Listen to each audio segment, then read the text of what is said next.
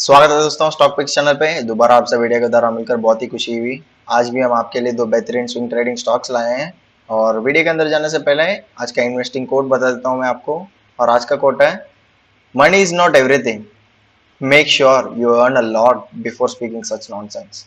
ठीक है दोस्तों, वीडियो के अंदर जाते हैं और आज का हमारा पहला स्टॉक है नेस्ले इंडिया।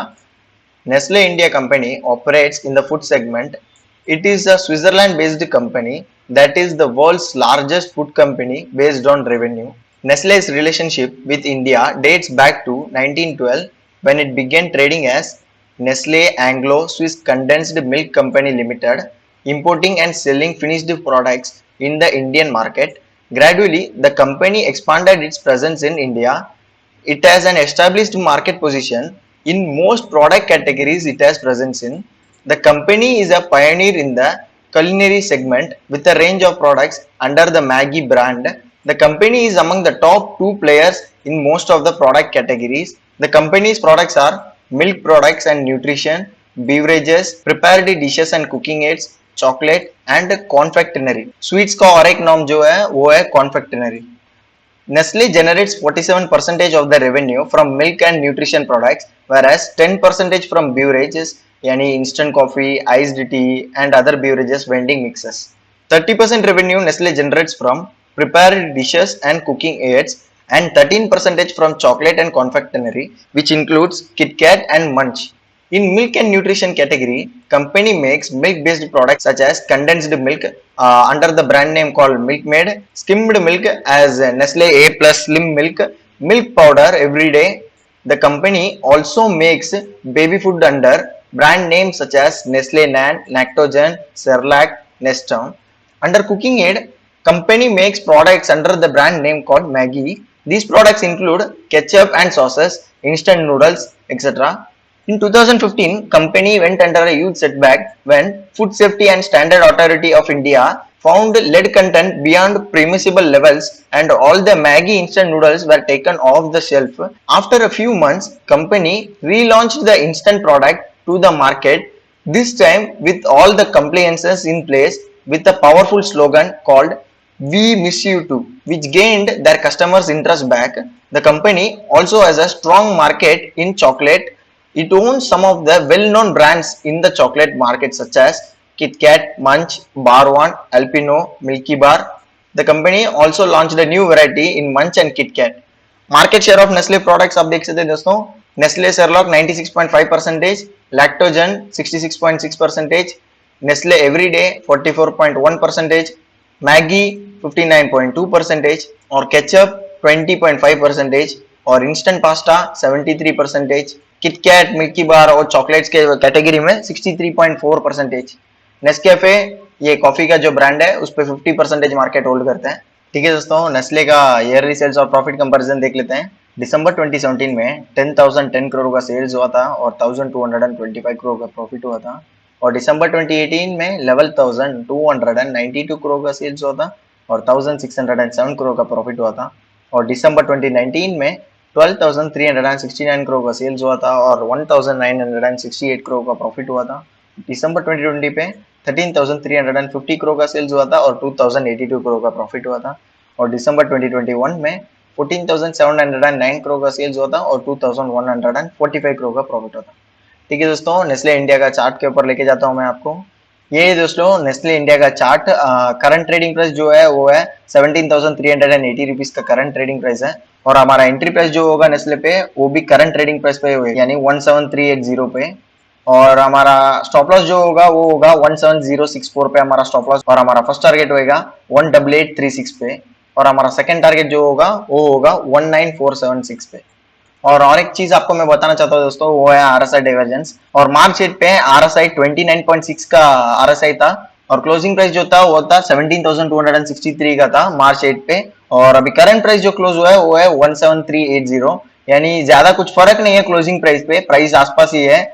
लेकिन जो आरएसआई डाइवर्जेंस है वो बहुत ही ज्यादा है। आप देख सकते हैं 8 मार्च को आरएसआई जो था वो था 29.64% और अभी करंटली जो आरएसआई है वो है 46%। आप देख सकते हैं 25% का एक स्ट्रॉन्ग अपवर्ड मूवमेंट दिखाया है आरएसआई पे, यानी प्राइस का कुछ चेंज नहीं हुआ लेकिन आरएसआई लगातार इंक्रीज हुआ है। तो एक स्ट्रॉन्ग अपवर्ड मूवमेंट का पॉसिबिलिटीज है। और ऊपर से कंपनी का डिविडेंड भी आ रहा है, 21 अप्रैल को डिविडेंड है। आप डिविडेंड डेट के एक हफ्ता पहला भी लेंगे तभी भी आपको डिविडेंड के लिए एलिजिबल रहेंगे आप, लेकिन मेरे हिसाब से अभी भी ले लेते हैं तो आपको बेटर रहेगा, क्योंकि डिविडेंड के समय स्टॉक थोड़ा आगे बढ़ने का बहुत ज्यादा चांसेस है। तो और ऊपर से एक अच्छा सपोर्ट के ऊपर है। और आज का क्लोजिंग प्राइस जो था वो हमारा रेजिस्टेंस को भी तोड़ के क्लोज हुआ है। आप क्लियरली नोटिस कर सकते हैं यहाँ पर हमारा रेजिस्टेंस जो था वो था 17362 पे, लेकिन क्लोजिंग प्राइस जो दिया था वो था 17380 पे क्लोजिंग प्राइस दिया है। ब्रेकआउट दिया है दोस्तों, आप यहाँ पर स्टॉक को अक्यूमुलेट कर सकते हैं। वॉल्यूम भी टिकदार वॉल्यूम है। जब डिविडेंड डेट भी बाजू में आ रहा है तो एक अपवर्ड मूवमेंट का पॉसिबिलिटीज ज्यादा है, तो इसको बाय कर सकते हैं आप। नेस्ले इंडिया को हमारा रेडार पे भी है, आप भी इंक्लूड कर लीजिए रेडार पे। ठीक है दोस्तों, सेकंड स्टॉक के ऊपर जाते हैं और हमारा सेकंड स्टॉक का नाम है HDFC life insurance. HDFC life insurance company is engaged in carrying on the business of life insurance. The company offers a range of individual and group insurance solutions. The portfolio comprises of various insurance and investment products such as protection, pension, savings, and it is one of the leading life insurance companies in India. HDFC Life has the highest margins, 26% new business margins, that is the profit margin on new policies issued during a period.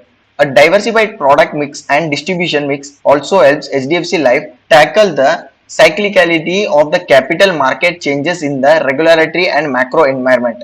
As the Indian life insurance industry matures, the contribution of ULIPs यानी unit linked insurance plans to the profitability and revenue of insurers will sustainably reduce as insurance company and consumers move towards protection and annuity based products. ULIPs are low margin products and decrease in their contribution will lead to their higher profit margins. HDFC Life has tied up with 270 partners, microfinance institutions, small finance banks for selling credit protect policies designed to pay off a borrower's outstanding debts if the borrower dies. The customer's data from these partnerships is now being used to cross-sell other insurance products. Over 8% of total individual policies are sold to existing credit protect customers. India has a life insurance penetration of less than 3%. There is a large opportunity to expand the life insurance business given the favorable demographics, rising prosperity, growing household income, and the increasing awareness of the need for the financial protection. ठीक है दोस्तों, HDFC life का yearly sales और profit comparison देख लेते हैं। मार्च 2018 में 32,246 करोड़ का सेल्स हुआ था और 1,109 करोड़ का प्रॉफिट हुआ था। और मार्च 2019 में 38,360 करोड़ का सेल्स हुआ था और 1,277 करोड़ का प्रॉफिट हुआ था। और मार्च 2020 में 29,351 करोड़ का सेल्स हुआ था और 1,295 करोड़ का प्रॉफिट हुआ था। और मार्च 2021 में 71,477 करोड़ का सेल्स हुआ था और 1,360 करोड़ का प्रॉफिट हुआ था। और अभी करंट फाइनेंशियल ईयर पे 68,722 करोड़ का सेल्स हुआ है और 1,168 करोड़ का प्रॉफिट हुआ है। ठीक है दोस्तों, HDFC लाइफ इंश्योरेंस का चार्ट पर लेके जाता हूं मैं आपको। ये दोस्तों HDFC लाइफ इंश्योरेंस का चार्ट। हमारा एंट्री प्राइस जो होगा HDFC लाइफ इंश्योरेंस में वो करंट मार्केट प्राइस के ऊपर रहेगा। 538.20 पे हमारा एंट्री होगा और हमारा स्टॉप लॉस जो होगा वो होगा 501 पे हमारा स्टॉप लॉस होगा और हमारा फर्स्ट टारगेट जो होगा वो होगा 593 पे हमारा फर्स्ट टारगेट होगा। आप यहाँ पर भी देख सकते हो दोस्तों, ये जो HDFC लाइफ इंश्योरेंस का जो प्राइस है कोरोना का टाइम पे जो प्राइस था उसके रेंज पे मिला है और एक स्ट्रॉन्गर सपोर्ट के ऊपर रुका है। अभी आप देख सकते हैं ये सपोर्ट कितना स्ट्रॉन्ग है। जुलाई 2019 पे प्राइस नीचे से ऊपर जाते समय ये जो सपोर्ट था वो रेजिस्टेंस की तरह एक्ट हुआ था और एक बार ऊपर चला गया तो कंटिन्यूसली ऊपर था और उसके बाद कोरोना की वजह से एक स्टॉक पे बहुत ही बड़ा करेक्शन आया था और करेक्शन आने के बाद फिर से एक बार ऊपर बाउंस बैक दिया था। तो समथिंग 1 से 1.5 साल तक ये स्टॉक ऊपर ही था और अभी फिर से वही सपोर्ट रेंज पे हमें मिला है।